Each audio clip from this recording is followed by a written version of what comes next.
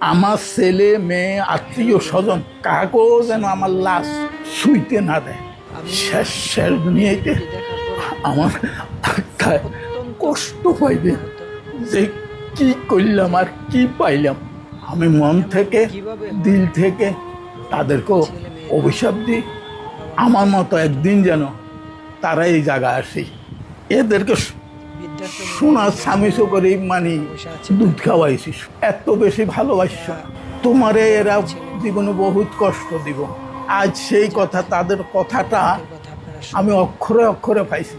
আমার ভাবিরা কইতো যখন বস্তা ভরি ভরি টাকা দিছিলাম তখন মানে সব ঠিক আছে, আচ্ছা বুঝলাম ছেলেরা হইতে পারে, এটা মানি নিলাম।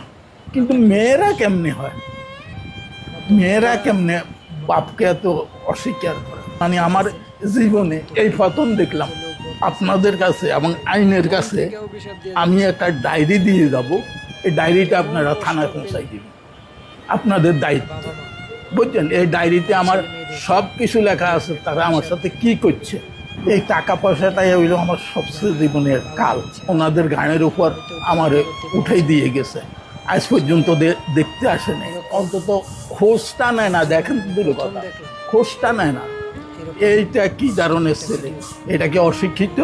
অশিক্ষিত হইল এক কথা, আর আমার মেয়েকে অশিক্ষিত, যে মেয়েরে আমি পুতুলের মতো রাখছে, বুঝলেন? আমি কি তাদের কাছে টাকা পয়সা চাইছি? কিচ্ছু চাইনি, ভালোবাসা চাইছি, যাকে